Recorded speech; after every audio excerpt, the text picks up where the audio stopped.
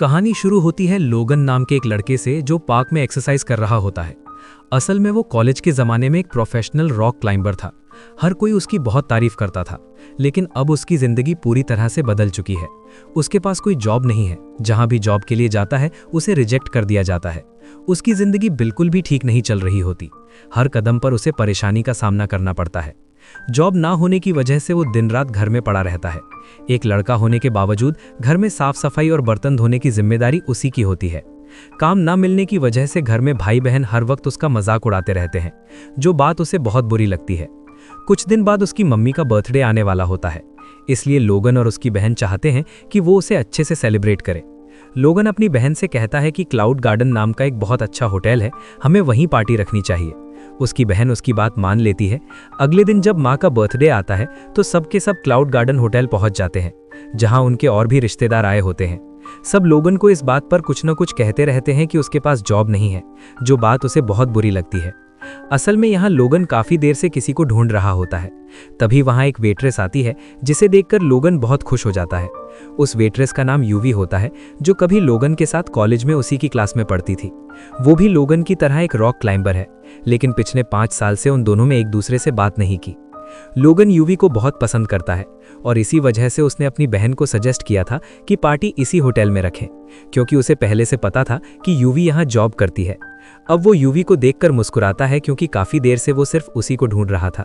UV उसे देखकर हैरान हो जाती है। ये दोनों बाहर बात करने जाते हैं, जहां बातों ही बातों में यूवी उससे पूछती है कि आजकल तुम क्या जॉब कर रहे हो। लोगन झूठ बोल देता है कि वो एक बड़ी कंपनी में मैनेजर है। असल में वो यूवी को सच नहीं बताना चाहता कि उसके पास कोई काम नहीं है। तभी यूवी का बॉस उसे बुला लेता है, जो हमेशा उसके साथ फ्लर्ट करता है। यूवी अपने बॉस से बहुत परेशान थी, लेकिन वो मजबूर थी, क्योंकि ये होटल उसके फादर का है। इसलिए वो उसके किसी भी ऑर्डर से इनकार नहीं कर सकती थी, क्योंकि अगर वो उसकी बात नहीं मानती तो वो उसे काम से निकाल देता। अब अगले सीन में शहर के बीचों बीच एक ट्रक रुकता हुआ दिखाया जाता है, जिसमें से एक आदमी निकलकर उसका वाल्व खोल देता है, जिसके अंदर से जहरीली गैस बाहर निकलती है और धीरे धीरे पूरे शहर में फैलना शुरू हो जाती है। ये गैस बहुत जहरीली होती है। जो भी इस गैस की चपेट में आता है उसका दम घुटना शुरू हो जाता है और इस तरह कई लोग मर जाते हैं। अब पूरे शहर में हल्ला मच जाता है, सब लोग यहाँ वहाँ भागने लगते हैं। तभी एक गाड़ी होटल से आकर टकरा जाती है, जिसकी वजह से एक जोर का ब्लास्ट हो जाता है। लोगन मजे से अपनी फैमिली के साथ मम्मी का बर्थडे सेलिब्रेट कर रहा होता है और उसे बाहर के हालात का कुछ पता नहीं होता। जैसे ही ब्लास्ट होता है सब लोग होटल के अंदर डर जाते हैं। वो अपनी पूरी फैमिली के साथ बाहर आता है और देखता है कि चारों तरफ अफरा तफरी मची है। लोग भाग रहे हैं और जहरीली गैस उनकी तरफ बढ़ रही है। यूवी सबको कहती है कि हमें होटल के ऊपर वाले फ्लोर पर जाना चाहिए। सब जल्दी से अंदर चले जाते हैं, लेकिन तभी लोगन देखता है कि उसकी बड़ी बहन, जो आने में लेट हो गई थी, वो सामने एक कार में बैठी है। वो उसे आवाज देता है, जल्दी इधर आओ। लेकिन जब वो आ रही होती है तो अचानक गिर जाती है और जहरीली गैस की चपेट में आ जाती है, जिससे वो बेहोश हो जाती है। लोगन अपनी सांस रोककर उसके पास जाता है और उसे उठाकर होटल के अंदर ले आता है, जिससे उसकी जान तो बच जाती है, लेकिन उसे सांस लेने में तकलीफ हो रही होती है। लोगन एम्बुलेंस को कॉल करता है, लेकिन उसे बताया जाता है कि जहरीली गैस की वजह से शहर की सारी एम्बुलेंस बंद हो चुकी हैं। अब सिर्फ हेलीकॉप्टर काम कर रहे हैं। वो यूवी के साथ बिल्डिंग के टॉप से पूरे शहर को ऊपर से देखता है। वो दोनों देखते हैं कि जहरीली गैस पूरे शहर में फैल चुकी है और अब धीरे धीरे ऊपर की तरफ आ रही है। लोगन सबको कहता है कि हमें जल्दी से बिल्डिंग की छत पर जाना होगा, लेकिन उसकी बहन की हालत इतनी खराब होती है कि वो चल नहीं पाती। इसलिए वो कुछ कपड़ों को जोड़कर एक स्ट्रेचर बनाता है और कुछ लोगों की मदद से अपनी बहन को ऊपर ले जाता है। लेकिन जैसे ही वो ऊपर पहुंचते हैं, उन्हें पता चलता है कि ऊपर वाला दरवाजा लॉक है और उसकी सिर्फ एक चाबी है, जो नीचे रिसेप्शन पर रखी है। जब वो ऊपर से नीचे देखते हैं जहां रिसेप्शन है, तो वहां उन्हें गैस के सिवा कुछ नजर नहीं आता। ये देखकर सब बहुत परेशान हो जाते हैं। नीचे जाना मतलब मौत है। अब वो नीचे वाले फ्लोर पर जाते हैं, जहां टीवी पर न्यूज चल रही होती है।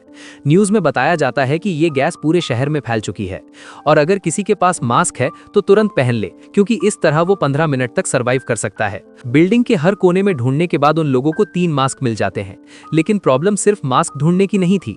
अब बारी थी नीचे रिसेप्शन में जाकर चाबी लाने की, ताकि वो चाबी लाकर दरवाजा खोल सकें और छत पर जा सकें, जहां से उन्हें रेस्क्यू किया जा सकता है। लोगन को कुछ समझ नहीं आ रहा होता। वो किसी तरह कोई दूसरा रास्ता ढूंढना चाहता था। तभी वो देखता है कि सामने एक और बिल्डिंग है। वो सोचता है कि किसी न किसी तरह वो सामने वाली बिल्डिंग पर जाएगा और वहां से अपनी बिल्डिंग के ऊपर जाकर दरवाजा बाहर से खोल देगा, क्योंकि वो वाला दरवाजा बाहर से भी खोला जा सकता है। सामने एक शीशे की खिड़की होती है। लोगन पत्थर से उसे तोड़ देता है, फिर अपने शरीर पर रस्सी बांध लेता है। अब उसका प्लान था रस्सी की मदद से सामने वाली बिल्डिंग पर जाना। वो इस काम में पहले से प्रोफेशनल था क्योंकि कॉलेज के दिनों में वो टॉप रॉक क्लाइंबर रह चुका था। लोगन को ऐसा करते देख उसके पेरेंट्स उसे मना करते हैं, लेकिन लोगन पीछे नहीं हटता क्योंकि उसे पता होता है कि सब लोग बचेंगे तो बस इसी तरीके से। अब वो एक बिल्डिंग से दूसरी बिल्डिंग की तरफ लंबा जंप मारता है। उसकी किस्मत अच्छी होती है कि वो सामने वाली पाइप को पकड़ लेता है। रस्सी का दूसरा सिरा बांधकर बिल्डिंग के डिजाइन को पकड़कर ऊपर चढ़ने लगता है। उधर उसका कजिन भी होता है जो पहले उसे जॉब न मिलने पर ताने देता था। अब वो ये सब देखकर हैरान रह जाता है और तुरंत मोबाइल से लाइव स्ट्रीम शुरू कर देता है। लोगन ऊपर की तरफ बढ़ रहा होता है, तभी रस्सी की लिमिट खत्म हो जाती है। अब लोगन अपने शरीर से रस्सी खोल देता है ताकि आगे बढ़ सके। ये बहुत रिस्की होता है लेकिन और कोई ऑप्शन नहीं था। अब लोगन बिना सेफ्टी के धीरे धीरे ऊपर चढ़ने लगता है। कुछ देर बाद वो छत के करीब पहुंच जाता है जहां एक शेर का स्टैचू बना होता है। वो उसे पकड़कर खुद को ऊपर खींचने की कोशिश करता है, लेकिन वो बहुत थक चुका होता है और उसके बाजुओं में ताकत नहीं बचती। फिर भी लोगन जानता होता है कि उसकी कोशिश से सबकी जान बच सकती है, इसलिए पूरी हिम्मत लगाकर आखिरकार छत पर पहुंच जाता है और दरवाजा बाहर से खोल देता है। सब लोग छत पर आ जाते हैं। अब सबको उम्मीद होती है कि रेस्क्यू टीम आ जाएगी। सब अपने मोबाइल की लाइट्स ऑन करके हेलीकॉप्टर को सिग्नल देने की कोशिश करते हैं, लेकिन इतनी ऊंचाई से उनकी लाइट्स नजर नहीं आती। तब यूवी के दिमाग में एक आइडिया आता है। वो सबसे कहती है कि हमें एच की शेप में खड़े होकर मोबाइल टॉर्च ऑन कर लेनी चाहिए ताकि ऊपर से देखने वाले को पता चले कि हमें हेल्प चाहिए। सब लोग मान जाते हैं और एच बनाकर खड़े हो जाते हैं, लेकिन फिर भी हेलीकॉप्टर को सिग्नल क्लियर नजर नहीं आता क्योंकि मोबाइल लाइट्स कमजोर होती हैं। यूवी को समझ आ जाता है कि कुछ और करना पड़ेगा। वो नीचे जाती है और होटल की बड़ी होर्डिंग को ऑन ऑफ करना शुरू कर देती है ताकि ऊपर से रेस्क्यू टीम को सिग्नल मिले। इस बार उनका तरीका काम कर जाता है। हेलीकॉप्टर का पायलट देख लेता है कि नीचे होटल की छत पर लोग फंसे हुए हैं। हेलीकॉप्टर सीधा होटल की छत पर पहुंच जाता है।